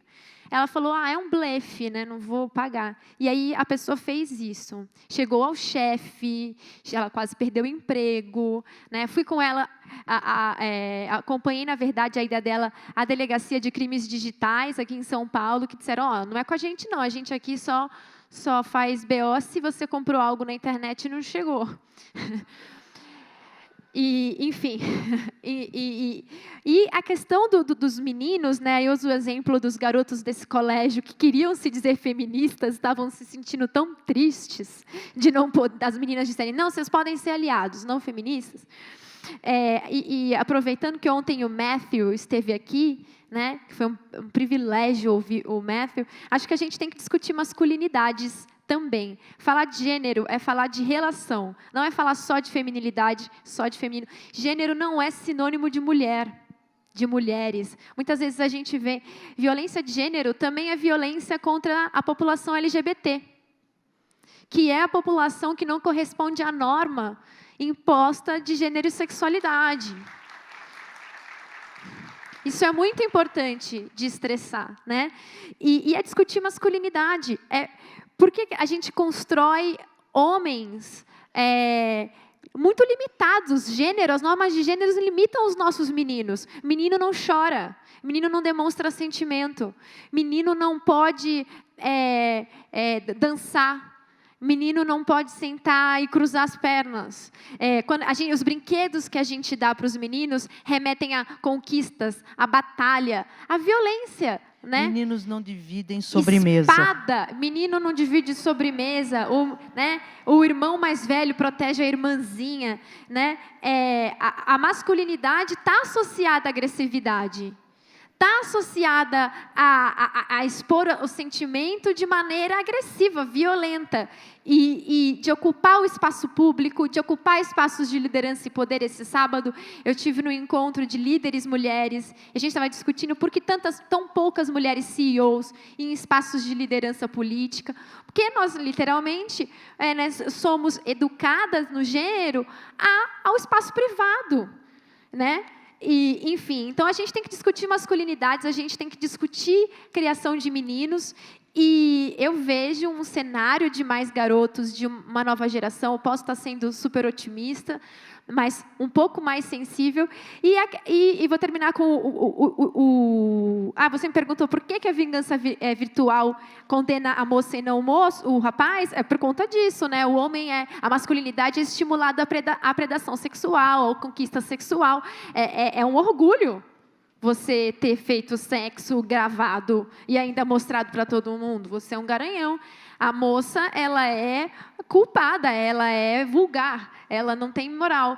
Uma das meninas que se suicidou em 2013, ela deixou para a mãe um tweet dizendo: mãe, desculpa, eu não fui a filha que você queria, eu não fui uma boa filha. Né? Isso me comove toda vez que eu penso sobre isso. Então, é aquela coisa, a gente tem que ensinar também os nossos meninos uma educação de gênero igualitária e não ensinar meninas a não serem estupradas, ensinar meninos a não estuprarem. Né? E é por aí que vai. Perfeito. Fátima, vou agora ser bem rápida para você falar e depois ouvirmos as questões trazidas por todas as pessoas que aqui estão e que também têm muito a dizer. Por que é que ainda essa reportagem que ganhou esse prêmio muito importante, porque ela é ainda tão pouca, porque ela acontece tão... Aqui no Brasil, por exemplo, eu acho que não vou errar ao comentar, quem fez matérias aprofundadas sobre violência contra a mulher foram os Globos Repórter, aliás, desde a década de 80. Então, por que é que esse problema, muito mais, ele é muito, quer dizer, nós estamos tratando de um problema que é muito mais agudo do que as redações, do que as editorias de política, de comportamento, conseguiram perceber até agora. Ele é ainda tratado como uma agenda, entre aspas, periférica. Quer dizer, algo que tem a ver, hoje no Brasil, nossos cálculos nos levam a isso, com as pesquisas de opinião, nós chegamos a pensar, podemos pensar que a violência contra as mulheres que acontece no ambiente privado das famílias deve chegar a 45% dos domicílios. Quer dizer, algo que está ali engendrando a educação das novas gerações, a visão de mundo das novas gerações, e nós temos ainda um jornalismo, uma imprensa, que não olha esse tema como um problema agudo que é, importante que é. Eu acho que faz parte de uma vivência política retrógrada, ou seja, nós estamos ainda saindo de décadas anteriores, em alguns casos até ideológicos, mal saímos da década de 60. Então, eu acho que é mais ou menos isso. Eu vou explicar melhor.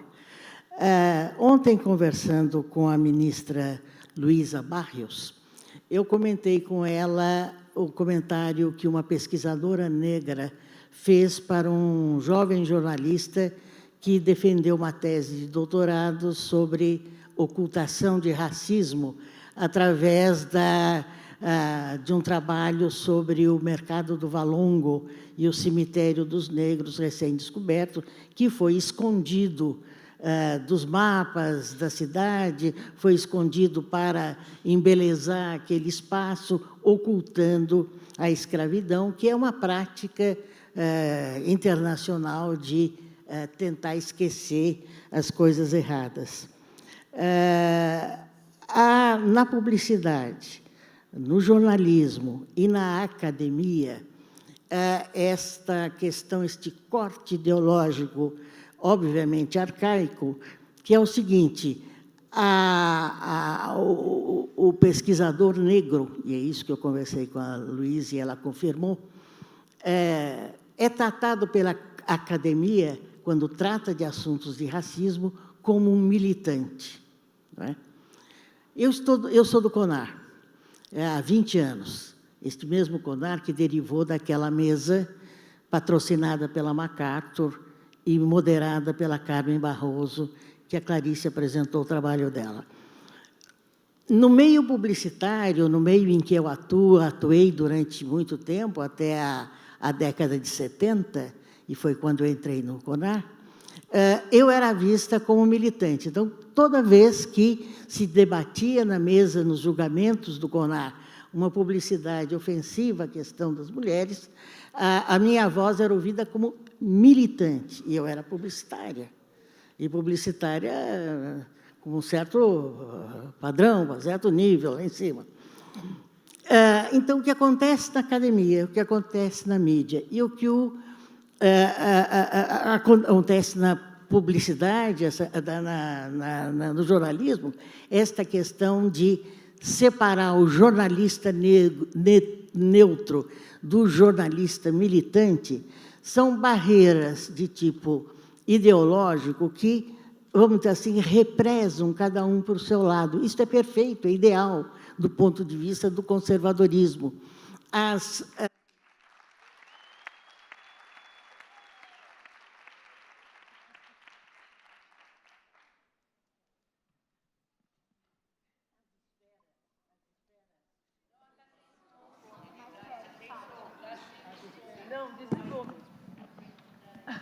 Alô? As esferas que produzem conflitos, que produzem mudança, que põem em perspectiva novos modos de atuação, o ideal para o conservadorismo é que elas fiquem isoladas, cada um na sua gaveta. As militantes brigando, produzindo, denunciando, os jornalistas com uma visão neutra, com uma visão... E isso não é, vamos dizer assim, isso é um truque velho, antigo.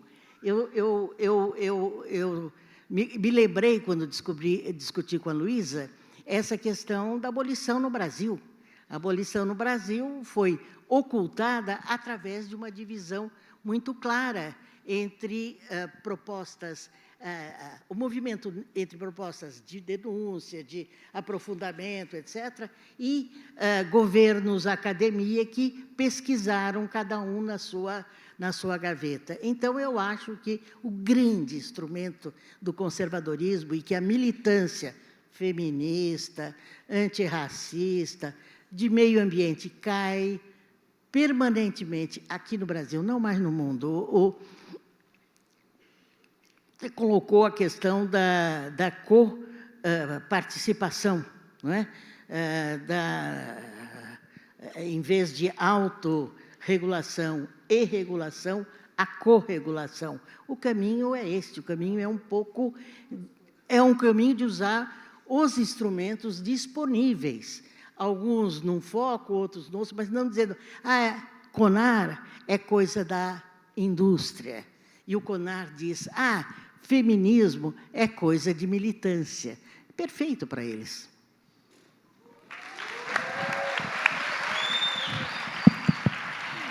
Marília, está com você, amiga.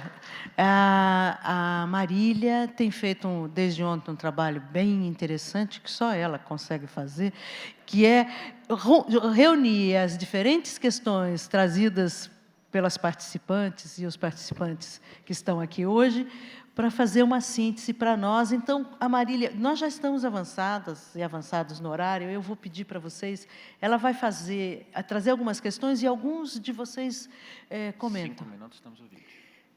Bom, foram muitas as questões, queria agradecer por todas as que foram colocadas. Eu vou tentar, então, como eu fiz no dia anterior, fazer um pequeno agrupamento, né?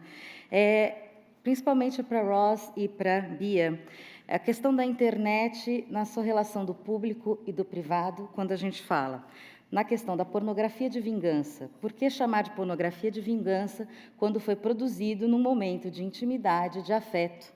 Quer dizer, a palavra pornografia não teria que ser questionada nesse elemento? E a outra questão com relação à pornografia, a divulgação dessa pornografia nos grandes meios é um fator. Mas também o que fazer com a pornografia que é veiculada pelas redes sociais? Quer dizer, como tratar essa questão da veiculação da pornografia e dessa violência, né, na perpetuação dessa pornografia das mulheres, quando ela circula entre amigos, né?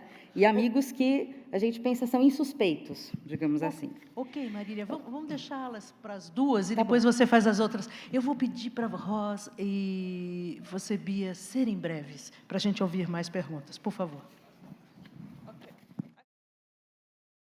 Eu acho que a palavra vingança em relação à pornografia, às vezes pode ser, sim, enganosa. Eu acho que há questões relacionadas a consentimento. Você pode consentir em ter a sua fotografia tirada numa experiência sexual ou num momento erótico, mas você não consentiu com a divulgação daquela imagem ou daquele vídeo. Então, eu diria que você deve concordar com a divulgação das suas imagens e das suas imagens sexuais. Então, não há importância se você concorda com a foto que foi tirada naquele momento. Isso é uma coisa diferente. A internet é uma coisa fantástica, é possível compartilhar muitas informações ali, mas eu acho que toda a capacidade de quem mexe com as mídias sociais é algo desafiador. É preciso mudar as regulamentações. Nós devemos insistir para que isso seja feito. E existe também uma pressão. Nós devemos fazer pressão. Devemos pensar em quanto é importante para os homens e meninos fazerem isso. Nós devemos encorajá-los, fazer uma pressão para que eles não divulguem esse tipo de informação. Às vezes, há um grande desafio aqui. É difícil conversar com os homens sobre isso. Será difícil pedir para eles abrirem mão desse poder, de certa forma. Mas é preciso fazê-lo de uma forma que eles consigam entender. E é importante traduzir as mensagens, fazer uma análise da masculinidade, explicar para eles o que é. Isso deve ser feito de maneira que eles possam entender. Benjamin Zephaniah é um poeta, escreveu um dos poetas mais poderosos que eu conheço sobre ser criança e sofrer violência doméstica e assistir as pessoas queridas serem espancadas. E aqui nós devemos celebrar o tipo de homem que não escolhe trilhar esse mesmo caminho. Ok, rápido. Alô? Oi. Thank you, Ross. Eu vou tentar rapidinho. Claro, né? O termo pornografia de vingança, que eu tenho problematizado na minha pesquisa, a gente pegou emprestado do inglês, do revenge porn, né? Que é um termo que circula nos Estados Unidos desde a década de 80, em que começaram a existir em revistas masculinas, em revistas eróticas, sessões chamadas girlfriends, em que os homens mandavam fotos de suas namoradas.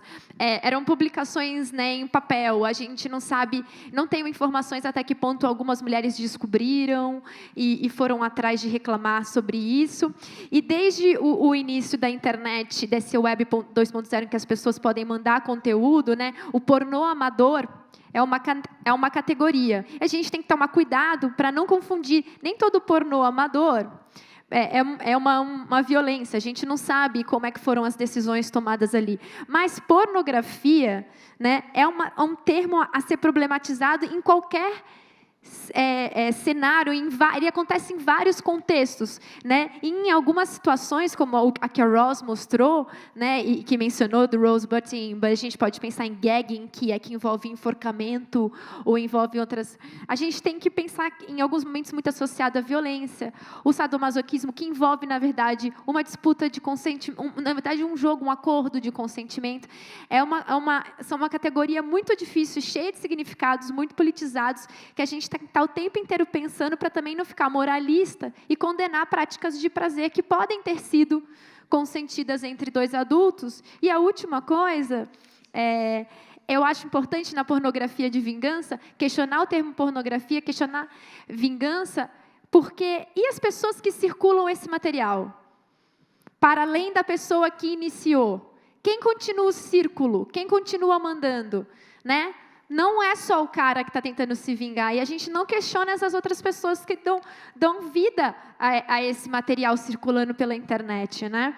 Então, acho muito importante, porque não diz respeito só ao casal ali, nem aos profissionais de direito, né? Diz respeito a todo mundo que recebe, né? E ao invés de mandar um e-mail para a moça dizendo, eu sinto muito, serei testemunha se você for da parte, passar adiante ou dar risada, né? Então, é isso. Marília, eu te peço um minutinho, porque o Marcum conseguiu algo importante para nós e ele que vai apresentar. Imagine. Bom, o Glenn gravou para a gente um curto depoimento, que ele, como vocês sabem, não pôde comparecer, então a gente vai assistir aí o recado dele, direto da Carolina do Sul. Parabéns, Marcum, que desde ontem está tentando, que teve essa ideia e tentando essa importante participação do Glenn. Olá, eu sou Glenn Smith, de Carolina do Sul. Eu espero que a conferência de vocês esteja sendo produtiva em São Paulo. Eu gostaria de estar aí, mas ocorrências além do meu controle evitaram que eu estivesse presente. Me pediram, porém, para falar sobre uns 10 minutos sobre a série Até que a Morte Nos Separe, que ganhou o prêmio Pulitzer de Serviços Públicos. É uma honra, nós nos sentimos extremamente agradecidos pela premiação. Eu quero falar sobre a série. Nós começamos a trabalhar com ela no outono de 2013, quando a Polícia de Violência em Washington, D.C., considerou a Carolina do Sul o estado mais mortal para as mulheres nos Estados Unidos, pelas mãos dos homens. E a Carolina do Sul estava já há 50 anos entre os 10 estados onde havia mais mortes, e por 3 vezes havíamos sido considerados o estado número 1. E nós nos perguntamos o porquê isso ocorria e por que não havia uma preocupação mais séria em relação a isso. Passamos meses viajando pela Carolina do Sul, falando com vítimas, polícia, juízes, políticos, falando com todos em que conseguimos pensar que pudessem nos explicar toda a situação política, econômica, todas as razões pelas quais isso estava ocorrendo na Carolina do Sul. E fizemos descobertas terríveis. Descobrimos que mais de 300 mulheres haviam morrido ali por mão dos homens e por meios violentos.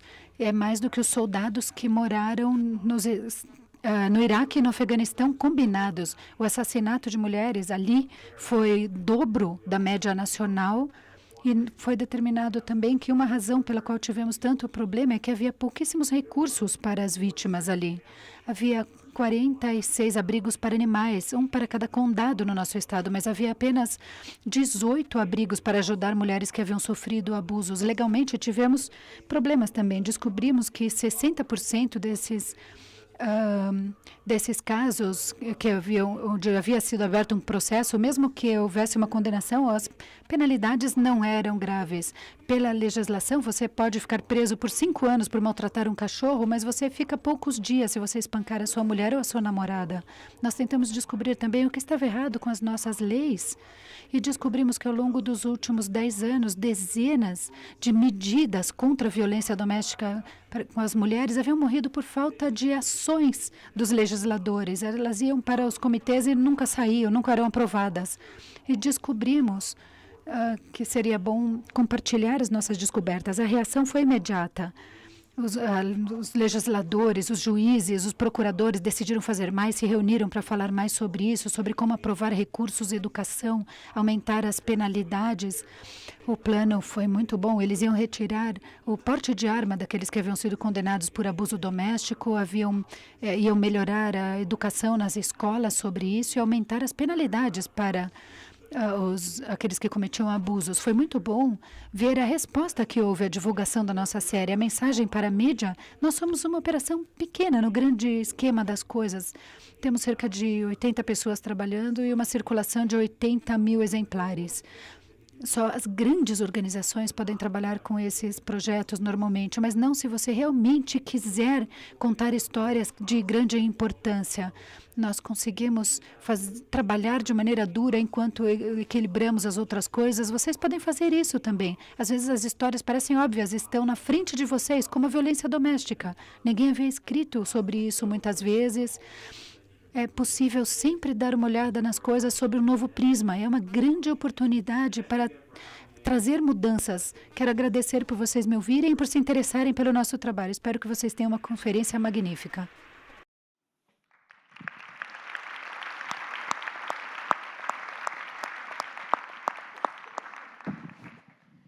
Realmente muito, muito importante.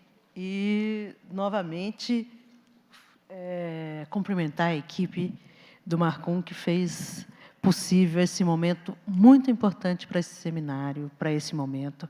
Bom, incluo aqui no nosso debate, nesses próximos, eu acho que nós podemos ter mais, no máximo, 10 minutos. Ok, 10 minutos no nosso debate. Eu sempre converso sobre tempo com o Ivo comigo. 10 minutos, gente, vamos, rápido. Bom, então eu vou tentar fazer assim um super salto e vou aglutinar todas as questões aqui. A preocupação, uma delas é a questão, o Canela colocou aqui, que seria aprofundar um pouco mais, é o jornalismo ativista, né? Quer dizer, como não falar de jornalismo ativista, como não seria possível ser um jornalismo ativista, um bom jornalismo. Né? Quer dizer, discutir um pouco mais essa questão. O que é essa neutralidade, esse modelo de um bom jornalista? Se não dá para se incluir um bom jornalista ativista. Né? E aí, voltando a isso também, a questão da relação dos jornalistas com a mídia, a divulgação dos casos de violência contra as mulheres, se você considera que fazer, e de direitos humanos também, se fazer monitoramento desses casos é um esforço que vale a pena para estar chamando a atenção da opinião pública nesse tipo de questão, e com isso também, na questão da opinião pública, influenciar outras esferas do poder, por exemplo, o judiciário, que trabalha muito também na questão do senso comum, comum, então trabalhar essa questão mais de perto.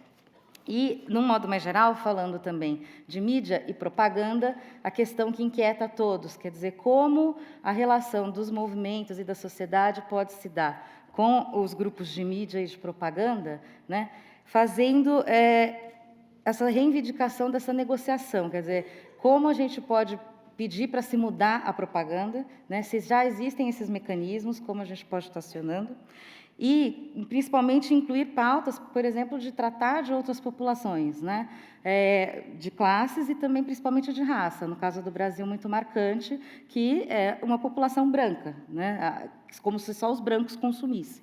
Então, mais ou menos isso aí. Você terminou? Mais Marília? ou menos. Mais ou menos. Ainda tem alguns, mas eu acho que para 10 minutos é... Não. Desculpa, gente, mas é o que dá para a gente... Eu vou começar essa rodada com a Fátima. E rapidamente, eu ir com a Roz, e eu vou pedir, em termos de a segunda parte que ela trouxe. Já. Só mais uma importante que eu tinha separado aqui, perdão. Uma pergunta que inquietou é o seguinte: como garantir para a população, né, a mesma liberdade de expressão nas mídias que as mídias se dão ao direito de terem junto à população? Né? Então, isso foi uma questão que foi levantada por mais de um participante, e colocando, inclusive, a questão da democratização da mídia. Quer dizer, como falar de autorregulamentação para algo que não ainda é democratizado? Né? Então, para colocar essa questão para os painelistas. Questões muito simples, que sempre aparecem no final do debate. Eu vou passar a palavra para quem se sentir... obviamente, tem o Canela envolvido, a Roz e a Fátima, e vou pedir para vocês serem breves. Eu sei que não é fácil. Quem começa? Eu começo. Eu começo porque já existe esse instrumento no Brasil.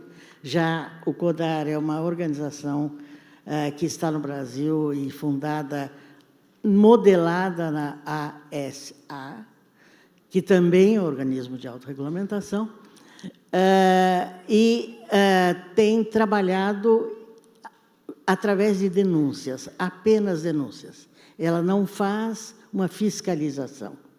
Como não existe na sociedade civil um equipamento de fiscalização, de prevenção, de queixas, etc., porque isso está mais voltado para produto, tipo PROCON, produtos mais do que comunicação, chegam poucas demandas no PROCON. No ano passado, em 2014, a questão de, por exemplo, que interessa muito as mulheres, saúde e problemas ligados à comunicação de saúde, representaram 30% das denúncias feitas. De todas as denúncias relativas ao PROCON, comerciais, sociais, 40% das denúncias resultam em tirar a campanha do ar, ou seja, em bloquear essa comunicação. Por quê? Porque o CONAR é formado por anunciantes, veículos e sociedade civil. Eu, por exemplo, estou no bloco da sociedade civil. Esta reação ou esta adoção de normas, porque tem todo um código de atuação, etc., tem a ver com uma coisa que interessa muito a eles, embora não tenha interessado até agora a nós. Por quê? Porque a eles é fundamental uma coisa que todo especialista de comunicação sabe, nós estamos vivendo uma crise no Brasil por causa disso, a questão da credibilidade. Então, uma propaganda enganosa que passa efetivamente, já colocou muito claramente a questão do feminismo como uma propaganda insultante, denigre o canal de comunicação, denigre o instrumento que eles têm de comunicação publicitária.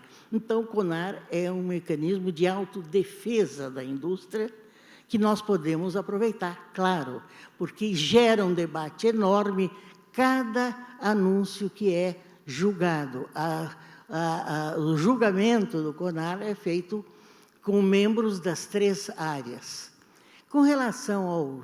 Eu vou passar para o Guilherme, que ele tem uma vivência do outro lado muito interessante, muito mais importante do que eu, mas volto antes a lembrar que jornalistas militantes fizeram no Brasil o melhor do jornalismo que existe.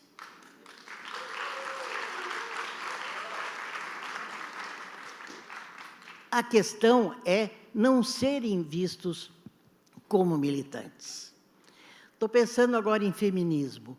A Diniz, do ISIS, produz conteúdos do melhor jornalismo.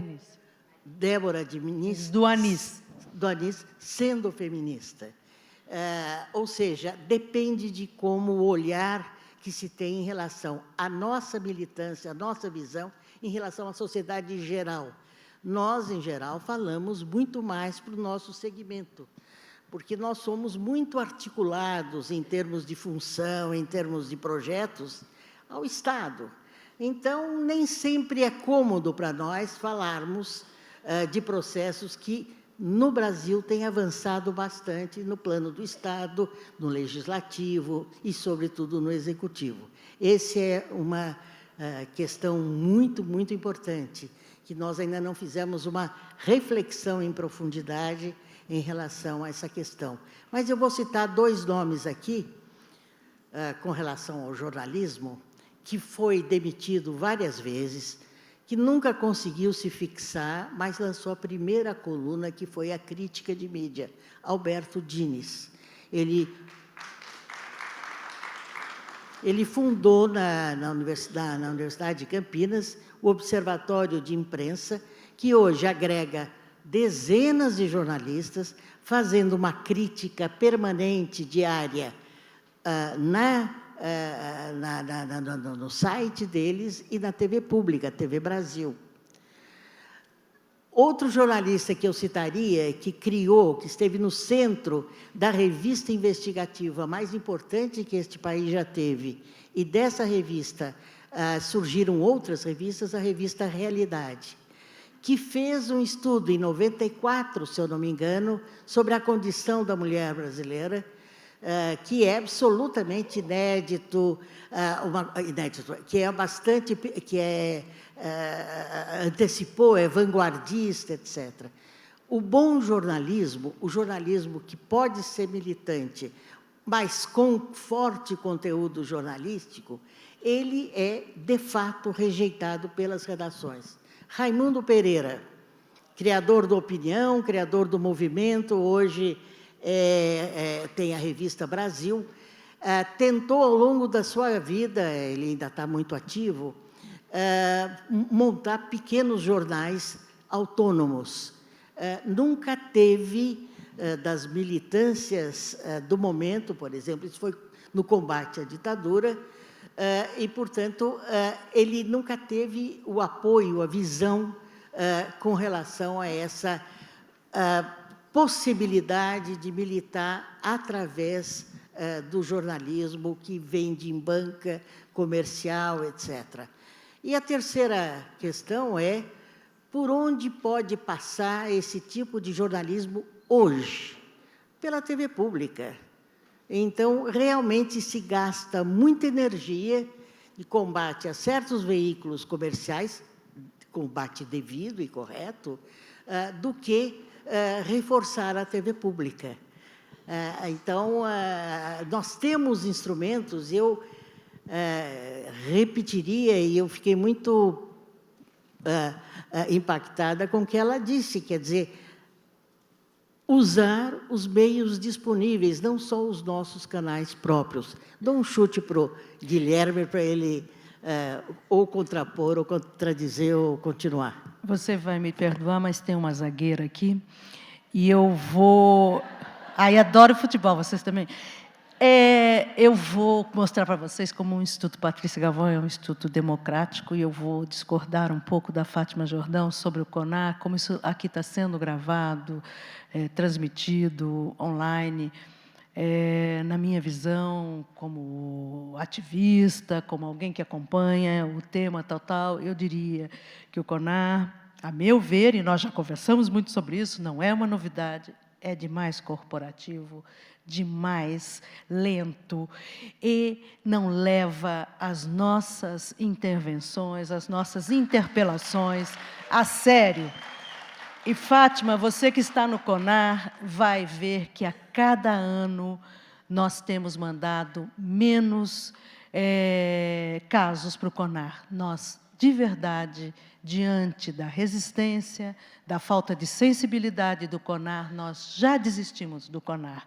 Nós estamos fazendo nossas denúncias pela internet, através de jornais, através de reportagens, mas o CONAR, depois de nós atuarmos junto a ele, de mais de uma década, nós dizemos, CONAR, CONAR, se você acha que tudo que a gente interpela vem um publicitário, um anunciante diz que é lúdico, que nós não estamos entendendo nada, etc., então nós vamos continuar nessa posição. Me perdoe, vocês que acreditam que a gente não deve desistir. Do CONAR, eu, enquanto feminista, já desisti.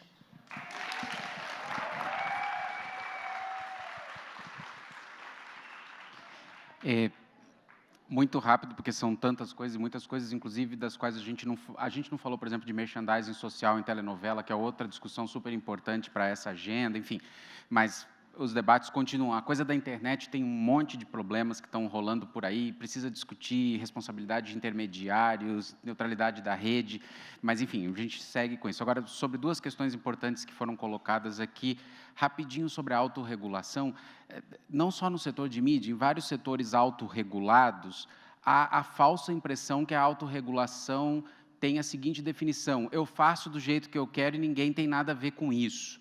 Isso não é conceito de autorregulação. Um dos problemas de vários órgãos autorreguladores, e tendo a pensar que é um problema do CONAR, é que são pouco transparentes em informar a população que a população tem esse direito de se queixar. O dia que eles tiverem, no horário do Jornal Nacional, um 0800 dizendo você pode se queixar da publicidade, eu acho que essa coisa vai poder funcionar. Enquanto for uma coisa secreta, Fátima, eu acho que, ou secreta nesse sentido, muito pouca gente sabe do que pode fazer, dos direitos, de como funciona, mesmo nesses direitos autorregulados. Mas isso não é um problema só do CONAR, é um problema de várias instituições autorreguladas, e não só no Brasil, em várias partes do mundo.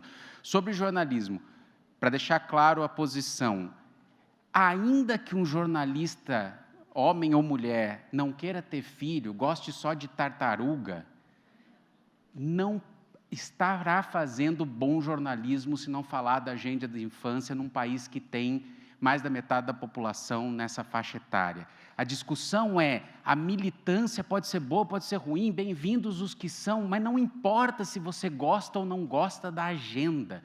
Este é um tema, a violência contra as mulheres, que está dentro da perspectiva de fazer bom jornalismo, ainda que você não seja feminista e não sei que coisa.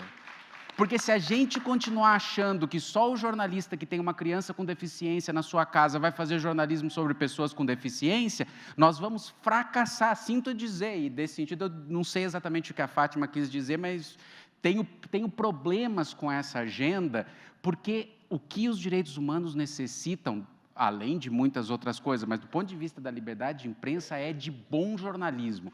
Ainda que os jornalistas não sejam feministas, não sejam do movimento da infância, não importa. Não é possível tirar o verniz das coisas num país como o Brasil sem discutir violência contra as mulheres, sem discutir a agenda da infância, etc., independentemente das posições ideológicas, políticas, o diabo que seja, desses profissionais da imprensa. Agora, se além disso eles também são militantes, etc., ótimo, mas isso tem a ver com outras esferas.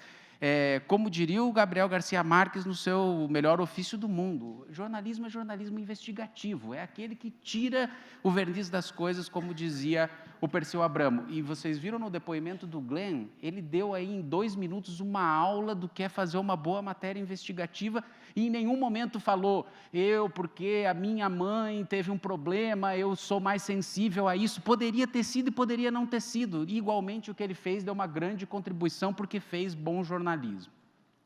Esse é um ponto. Agora, sobre a questão da democratização e da imprensa, etc., enfim, muitas das pessoas que me conhecem aqui sabem que eu tenho muitas coisas publicadas sobre isso, eu não vou ter tempo de entrar nessa agenda, mas eu queria chamar para reflexão só uma coisa que é importantíssimo nessa discussão. O artigo 19 da Declaração Universal dos Direitos Humanos, em nenhum momento fala de liberdade de imprensa, fala de liberdade de expressão. A liberdade de imprensa é uma liberdade importante, derivada da liberdade de expressão. Qual é o nosso problema? O artigo fala em 3 verbos. O direito de transmitir informações, ideias, não sei o quê, por qualquer meio ou plataforma, que é o que protege a liberdade de imprensa. Mas o artigo não faz diferença entre os 2 outros verbos, que é o direito de receber e de buscar informações. E o que nós precisamos fazer para fazer essa discussão de maneira séria é fortalecer de maneira cada vez mais evidente que nós não podemos dizer que o verbo transmitir é mais importante do que buscar e receber informações. E a discussão está aqui, o eixo central, e ainda mais nesse ano que são os 10 anos da Convenção sobre a diversidade das expressões culturais, é ter mais pluralidade, mais diversidade, ter mais liberdade de expressão. Para a mídia, mas para todos nós. Obrigado.